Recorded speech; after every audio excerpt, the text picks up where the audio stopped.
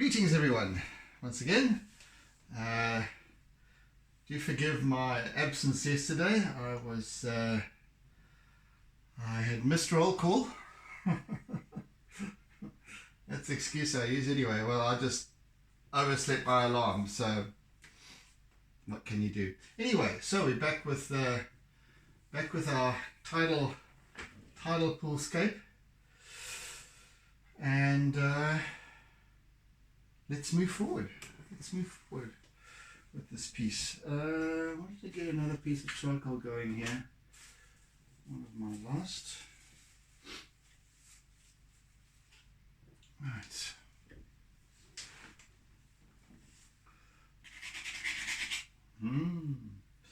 Is this a scratchy one? I wonder.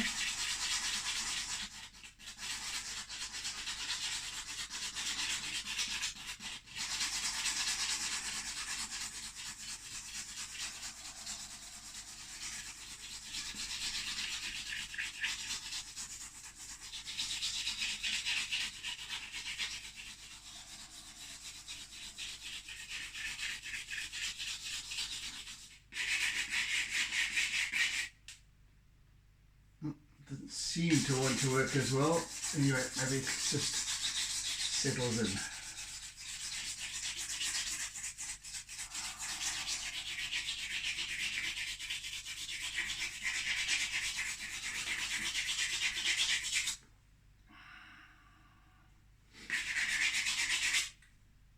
Right, let's just break the whole end off and just be done with it. That's better.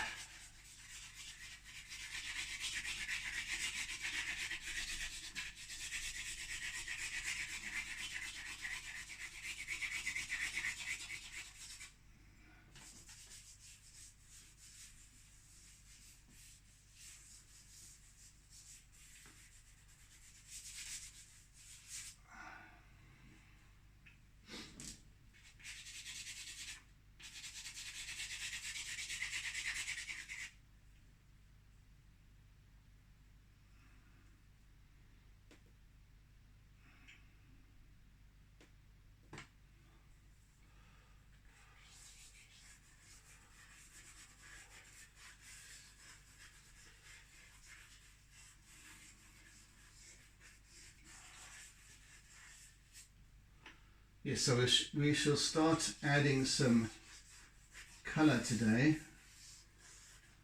just a little bit. Doesn't have much colour in this piece really, let's say, so it's just a nice subtlety to the different hues of sort of browns and greens and blues and so yellows and so on.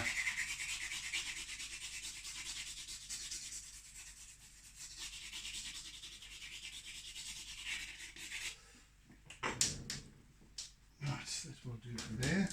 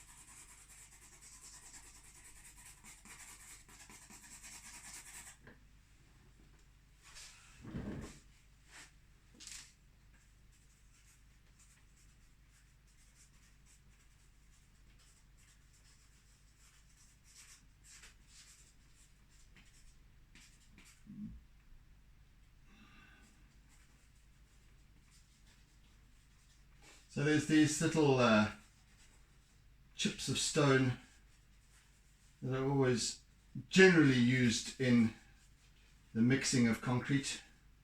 cement that is used, and it's just for reinforcement purposes, really, so that the concrete solution has something to bind it more properly. I don't know these things, I'm not a builder, as to why, but anyway, that's my assumption.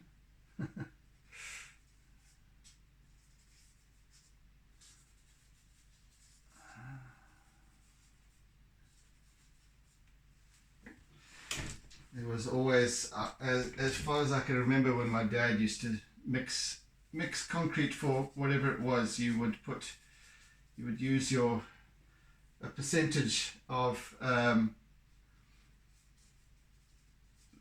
concrete, a percentage of river sand, and then water added, all mixed up together nicely, stones put in as well towards the end, and then you use it for whatever you're using it for. So seemed to work. And I guess this seems to have worked, having been there for 90 odd years.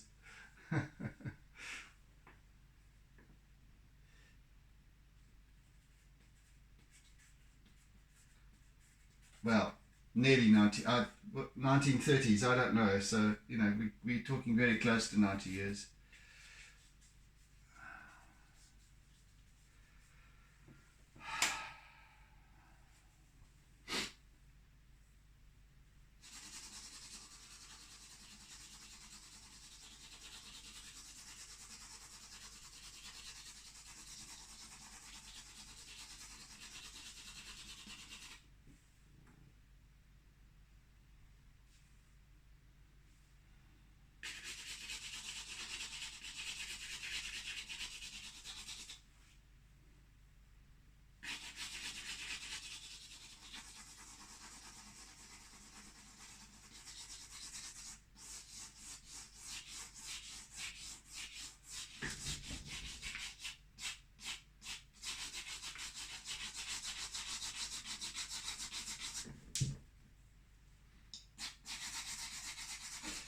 As always, I'm not looking to try to achieve, especially with this medium, charcoal and pastel, I'm not looking to achieve photorealism. So don't be expecting it. It's very difficult to do so with charcoal and pastel.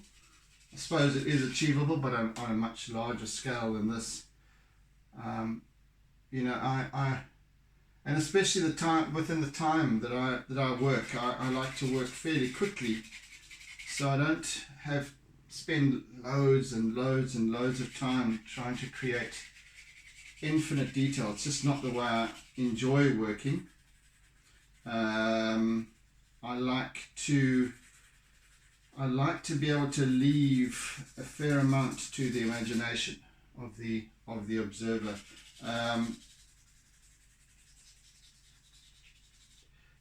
And this, well, you see, especially as I seem to be able to achieve the effect that I want, that I'm looking for,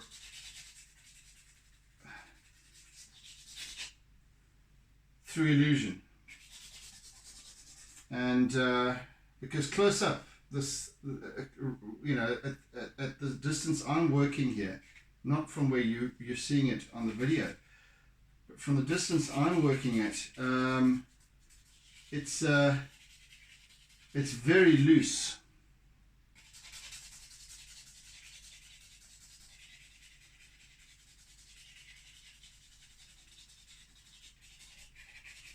It will start to come together visually further down the line. At this stage, it's very graphic, and it will start to shape up. But it will never ever be an absolutely precise representation. You get the feeling of it, because I look towards adding the energy rather than the accuracy, if you know what I'm saying. So with creating the illusion of these ripples and little effects, that's as good as, in some instances, it's as good as photorealism, because I'm still achieving an effect. It's not a copy of my reference image, however.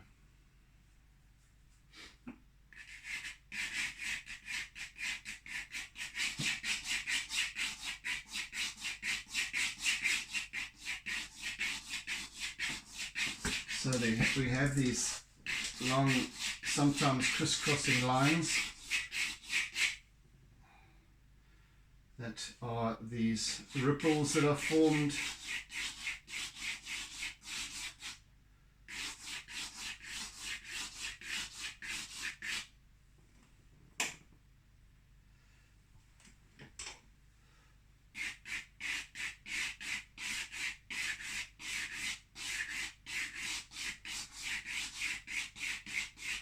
I'm just forming the basis of this piece, and then we'll get in towards adding some color.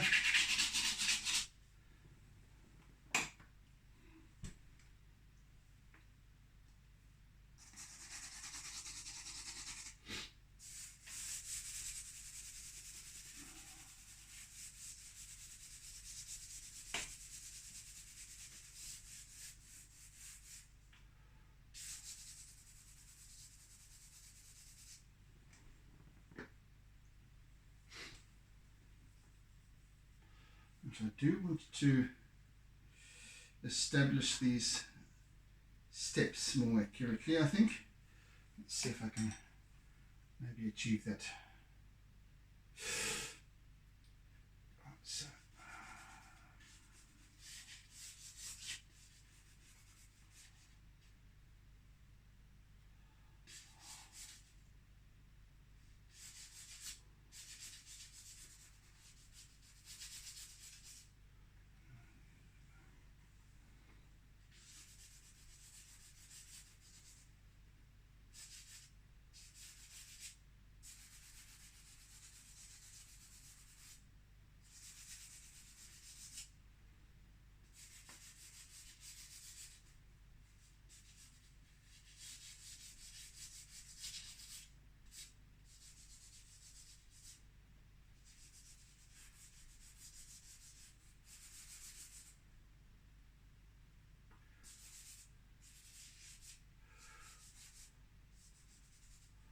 Right, let's use my eraser a little bit here, I think, to try and get this going.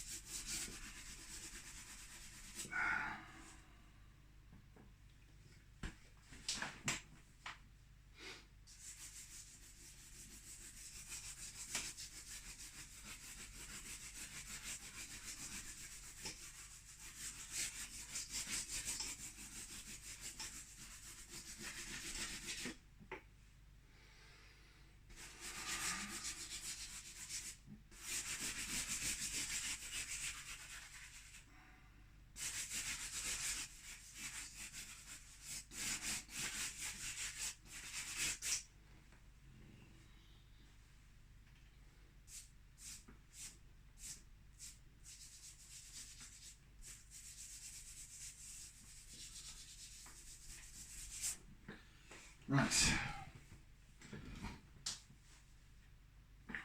Let me add a little bit of blue. Little bit of blue. And get that stuff going over here. So we have this reflection of the sky taking place. And it's basically a sheen that covers this entire area. It's just a very subtle reflection of the sky that changes from looking almost straight down into the water here to just over there. So we're looking at about a 20 to 25 degree angle from here to there. So it changes subtly.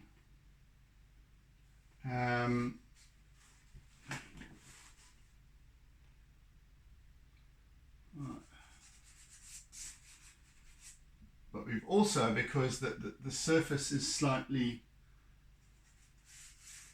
disturbed, we have the true reflection of the sky, and then when the angle changes, we look into the water, which is deep in shadow in this part, from this wall edge.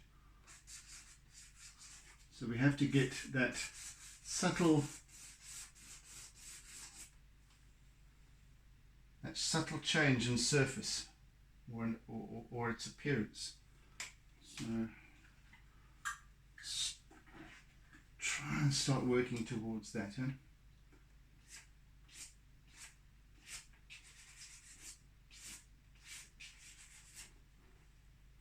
And here is where I shall be using my pastel and my charcoal together to create this effect ultimately. But just for now, just setting it up, just the basis of it. And then of course we've got a very dark shadow right up against the edge here, where the wall, where the top of this wall meets the water, and then you've got the reflection of the wall in the water, which is even darker still, above the water line, that is. You know what I'm saying? So we'll see that come together. But for now, I'm just adding some light blue, very pale blue. I shall augment it with white line ultimately as well.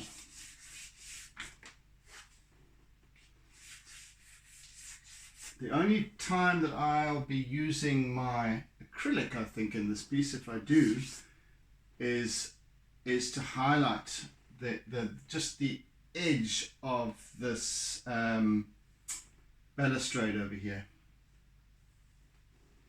The only time.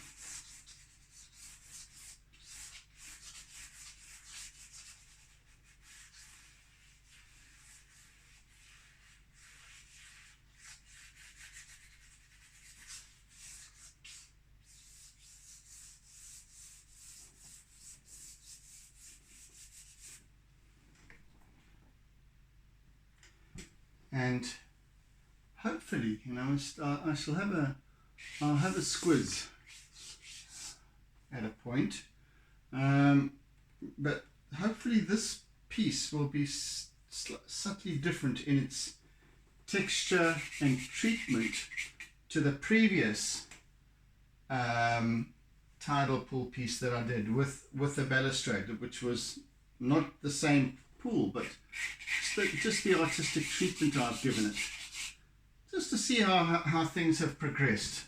It's because this is my, as I've said on many occasions, this is my incubator. This is where I try things out during these sessions. Well, this is where it all happens. So and I like to be able to use these sessions to experiment, you know.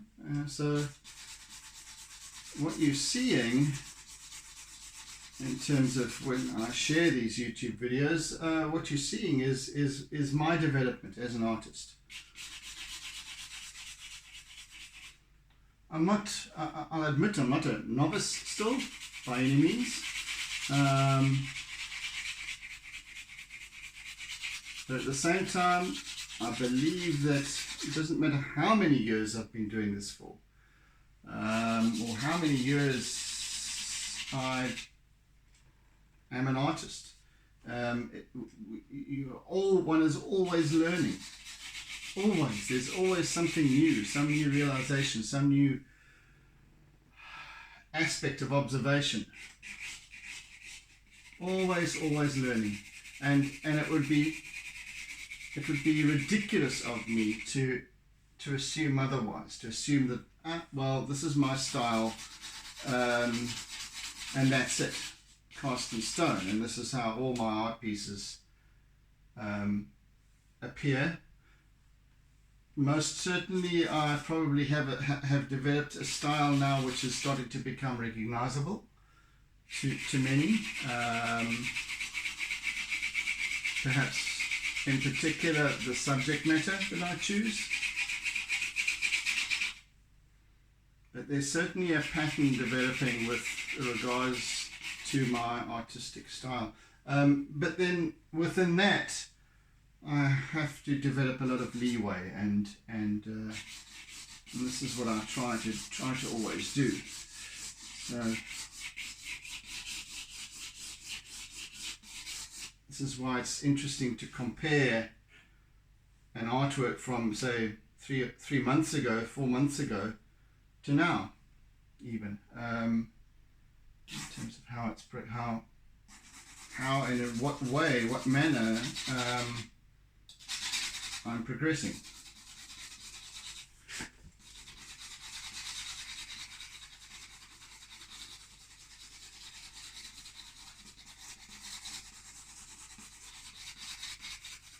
I certainly believe that I have loosened up a great deal, because don't forget, I come from a background of design, graphic design, advertising, branding, and all of that sort of thing, which is extremely rigid in terms of its application, in terms of styling and what have you.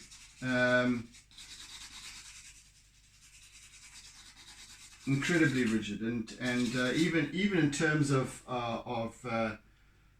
the fine art side of graphic design in terms of study, because we are taught at design school a certain amount of techniques in terms of drawing, illustrating, painting, that sort of thing, but it's by and large designed towards commercial art, the commercial side of art, rather than fine art, which is incredibly loose and what have you. So I have had to I never did fine art. I never even did art at school, so I didn't have that reference. What I'm doing here is teaching myself over again. So I have been slowly shifting from having to have that control of the ultimate result, because that's what commercial art is about having, setting out with the intention of exactly what you're going to produce, what you set about producing, and ends up that way. But I feel in terms of artistic expression, it should never be that way. So I'm having to break down those laws of design that have been sort of drummed into me over the years, and loosening up in it. And I think that even though I do still dabble in design and what have you, this is also providing me that balance of just looseness, of just sheer creativity, and allowing it to unfold, which is interesting to me. So my work has loosened up over the last few years, and in particular since I started my Artsy lockdown sessions, where I've been working on a piece on average every single week.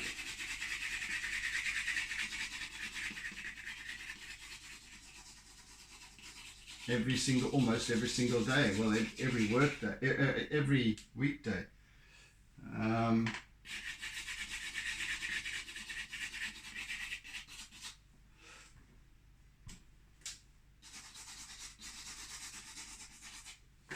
So, in other words, as I maintain, allowing the artwork to emerge in and of itself.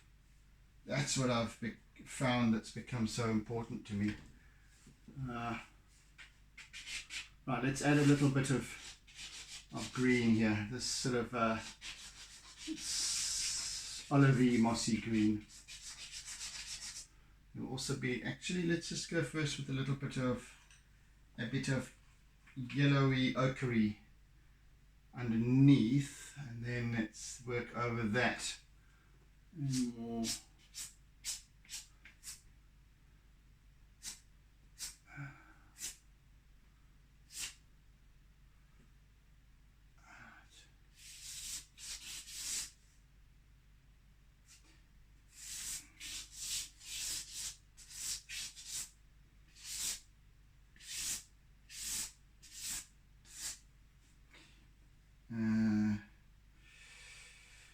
Yes, I need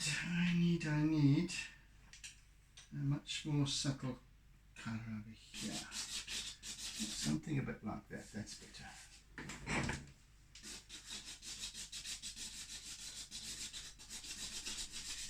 No, even more subtle than that. What do I have? I have in my old box of tricks.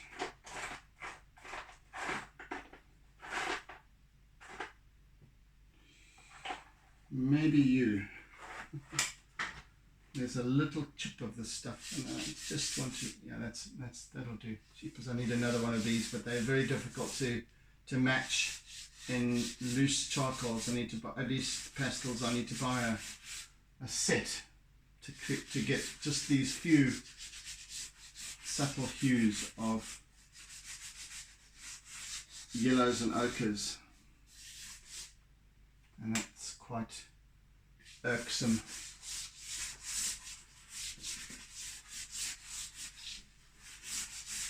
Now I'll just use the dregs of this.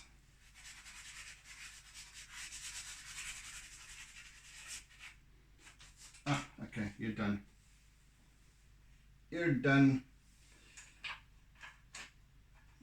A piece of you as well.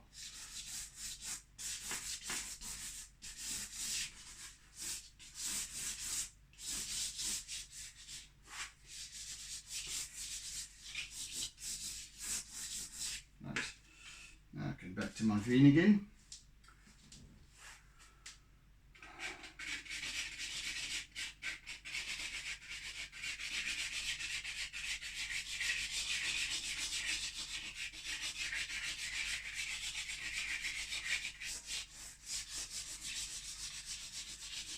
I'm crisscrossing here because almost like a hatchwork, because I'm looking at or observing the patterns of the subtle patterns of the ripples on the water's surface, and they're not all going in the same direction. They're crisscrossing there because there's both the wash of the water, the rise and fall of the water that's lapping against the edges of the wall, etc., which then bounce back, etc., and cause their own set of ripples. There's also the breeze on the surface of the water that creates certain little ripples all of their own. There's all these strange little patterns that actually make up the visual reality of what we see.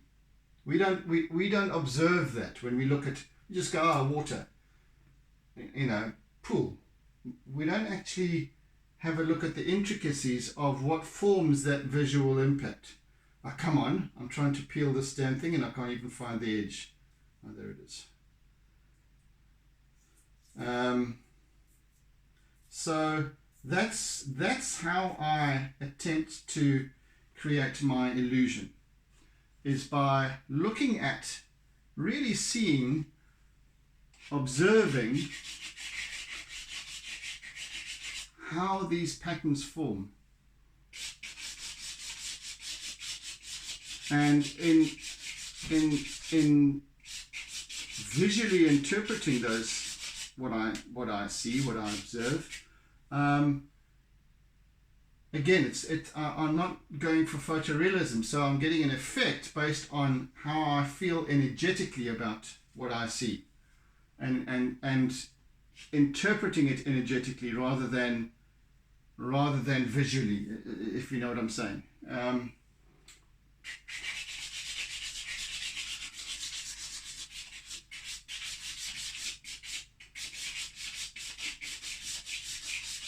Slowly building up the layers as well.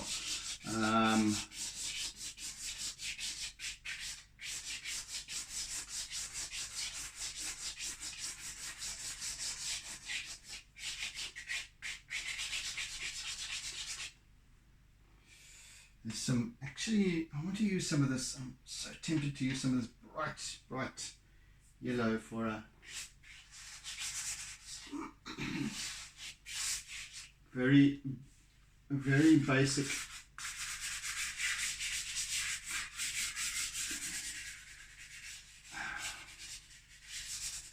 see, it becomes a lot more subtle when you mix it with other colors.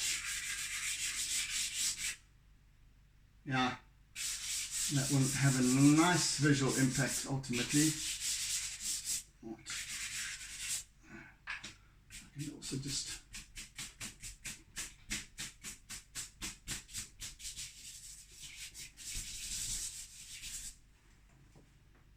yeah.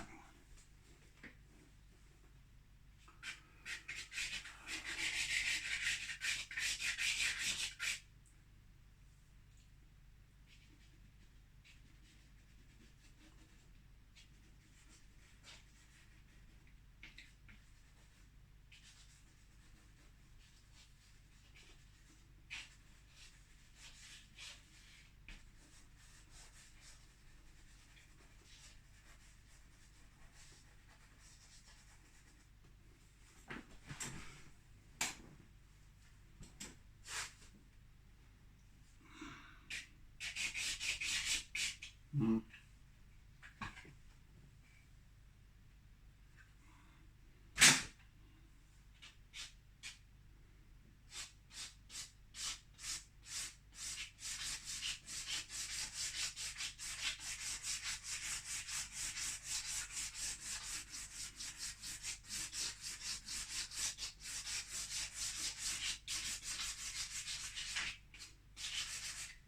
And I also wanted to add some darker green in here as well.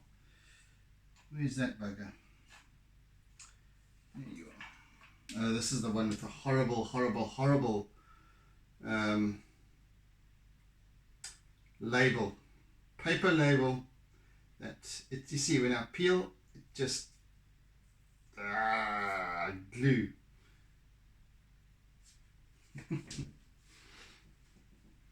The trials and tribulations of being an artist and having to select. This brand of pastels is great. I have no problem with it, other than with their labels sometimes. And sometimes they use paper labels, and sometimes they use plastic labels. I don't know why they're inconsistent, but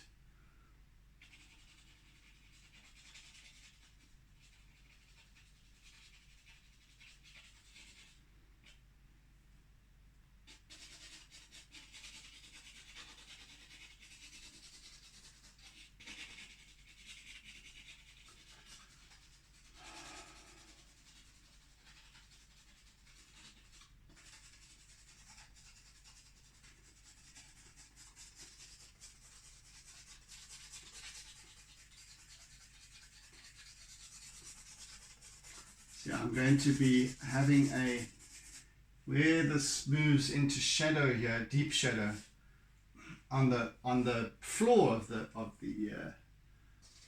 tidal pool. I'm going to be moving from using the deep greens as well as the pale blue as well as charcoal to establish the contrast.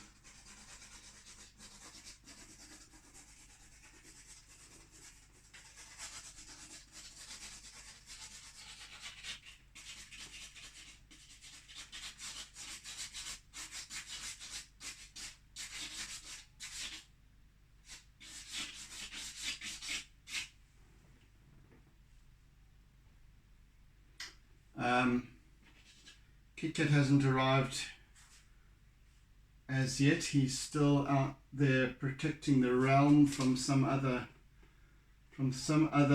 recently a cat that's recently moved in. I don't know where it's come from, but there's a new cat in town, and Kit Kat's asserting his authority. So even though he has been sterilized, he still has to, it's still his patch. And he protects it vociferously.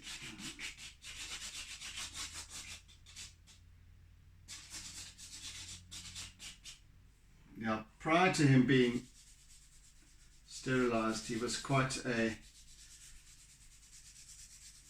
the battler.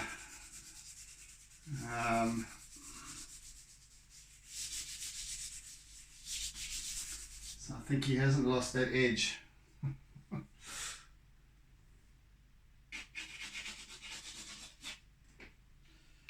Alright.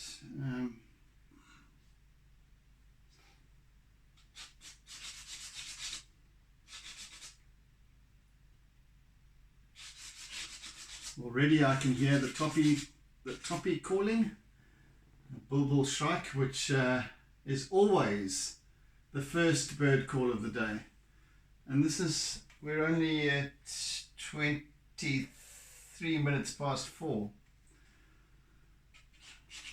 And already the toppy is calling. So within the next 10 to 15 minutes we'll start getting light in the east,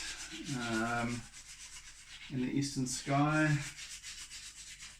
and then the other birds will start to surface. But the toppy is always the first call of the day. You can before sparrows.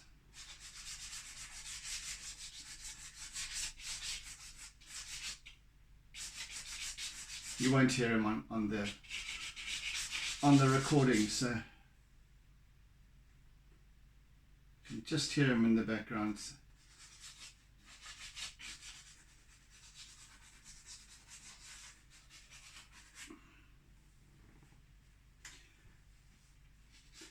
So this is going to be quite a subtle medley of colors here, of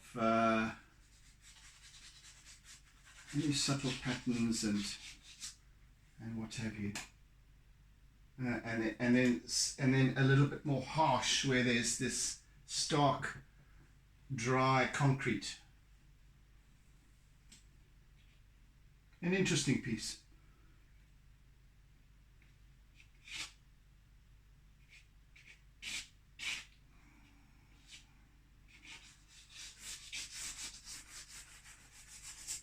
Medley of colour. So yeah, I'm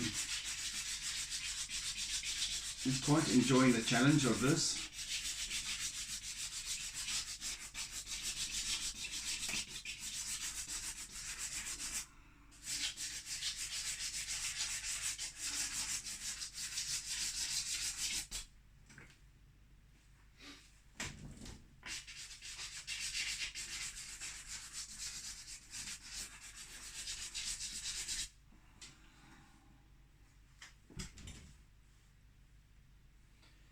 Slowly catchy monkey. Okay, let's use some subtle browns as well.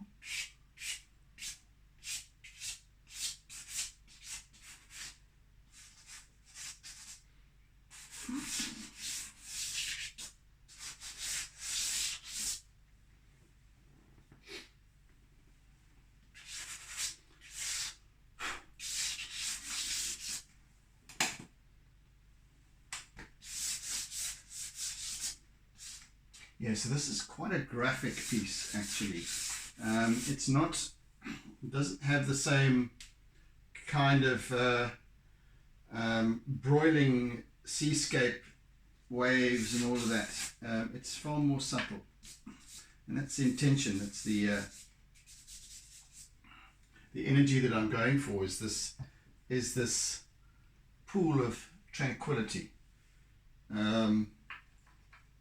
With the solidity of the surrounds, the angularness of the man-made structure, the architecture of this place.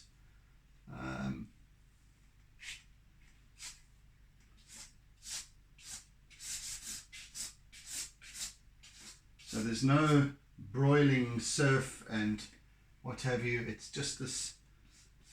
It's a tidal pool, so it has this. This serenity to it.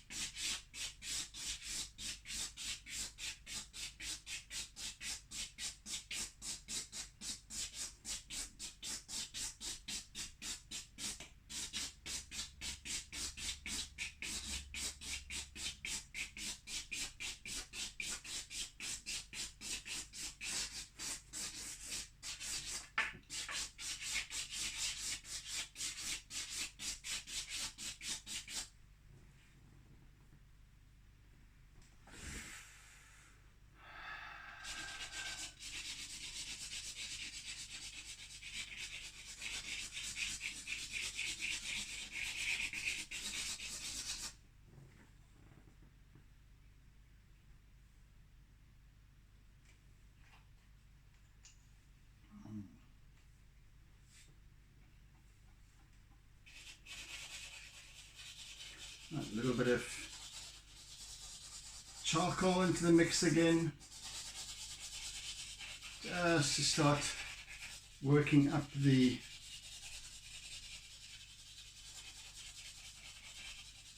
subtleties of contrast.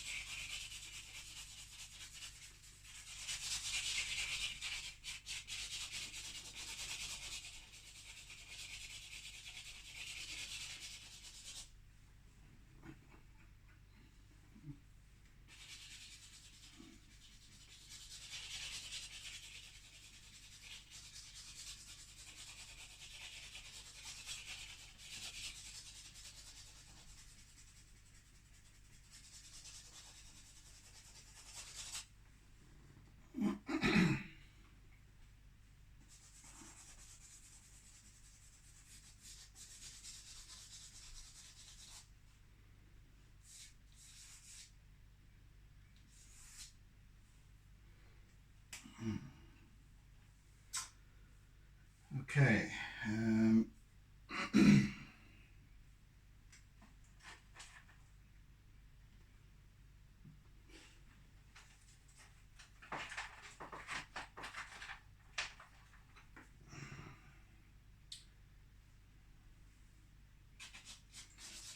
It's a much lighter green in this greeny yellowy in this on this first step, which is just sort of covered by water.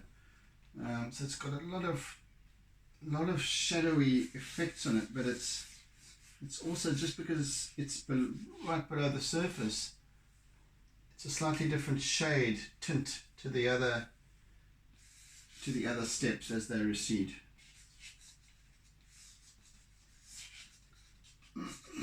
So I'm just going to use a bit of really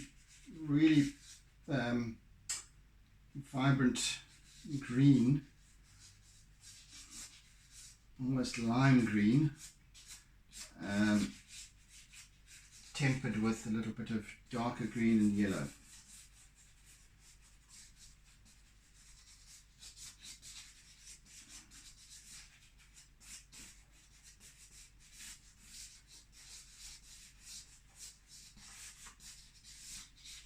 And of course my eraser later on. It's going to come into its own at a point in the future, not today.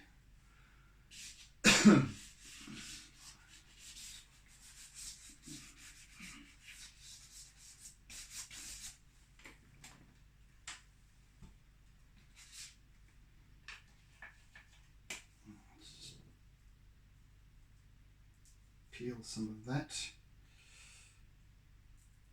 No, don't you start it. You start with this rubbish.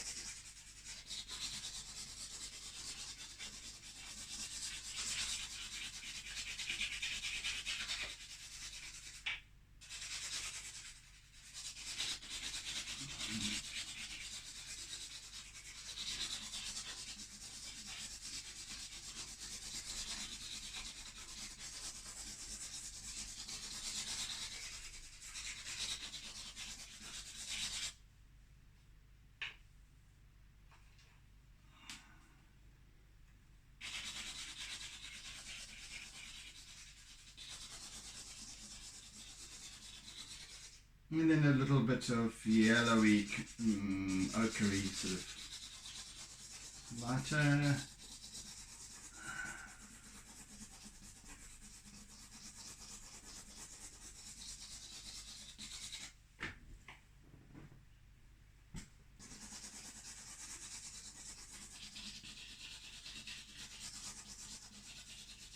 So this is going to be a subtle build-up of colour. Just constant mixing, blending, subtly so, however. I even want to use some of this almost marigold yellow. Where's the edge of the thing?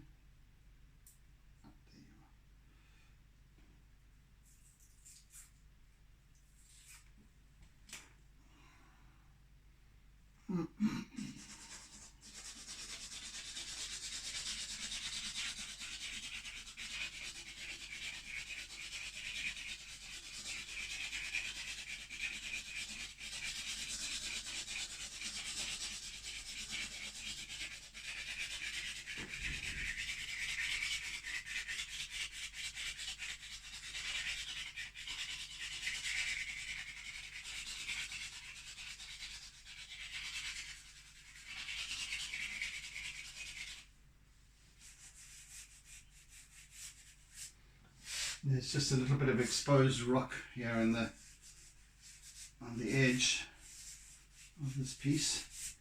It contrasts quite a bit from the. Let's get another piece of something for that. It contrasts with it's above the waterline, so it's a little bit more stark, but a different color and texture slightly to the concrete. It's more of this surrounding sandstone that you get in the area.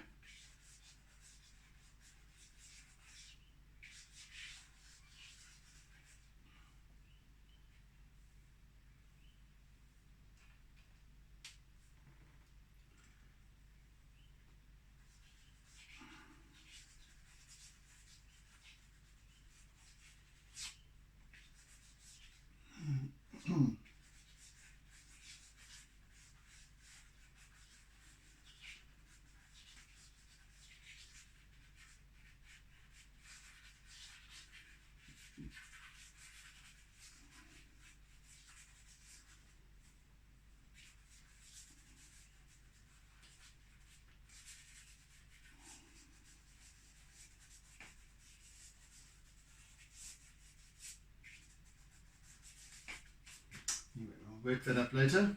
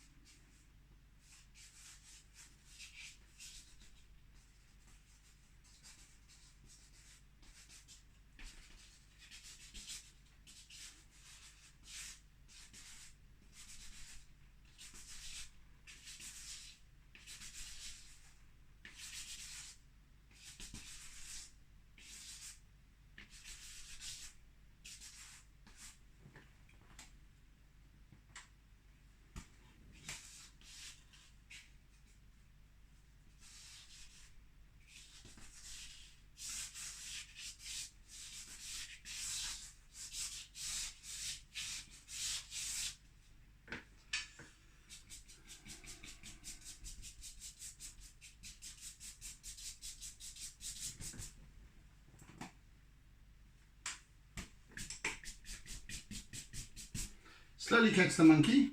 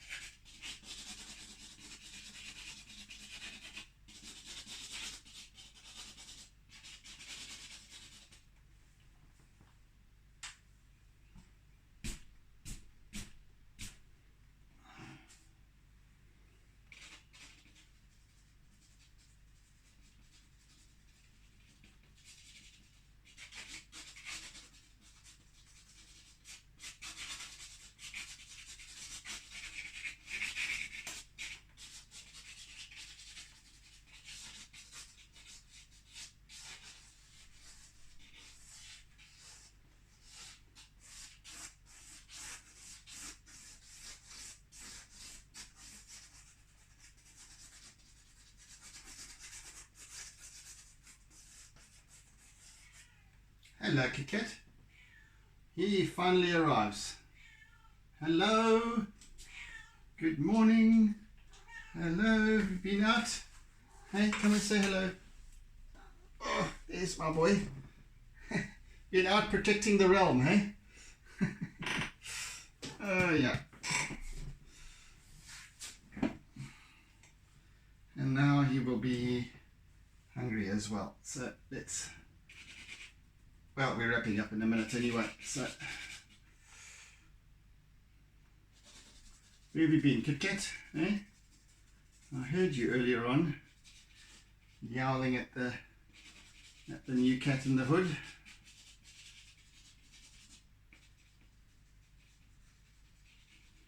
Did you see him off?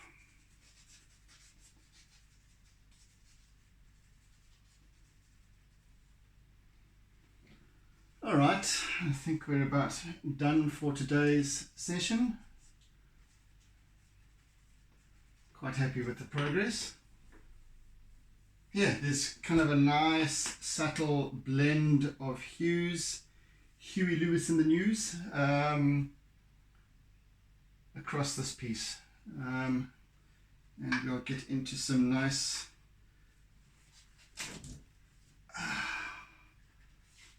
pulling in some nice further colors tomorrow and starting to work a little bit more towards this side.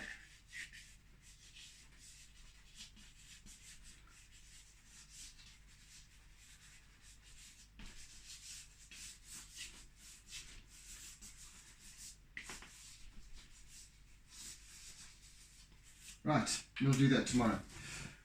Anywho, so there we have it for today, folks. Thank you for joining me. Thank you for sharing my work.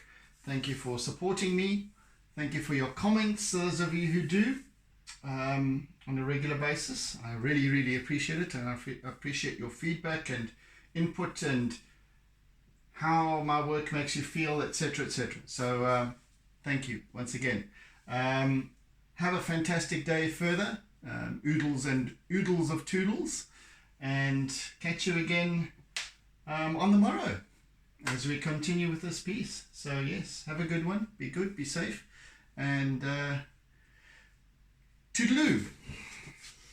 Bye folks. Don't forget to doodle.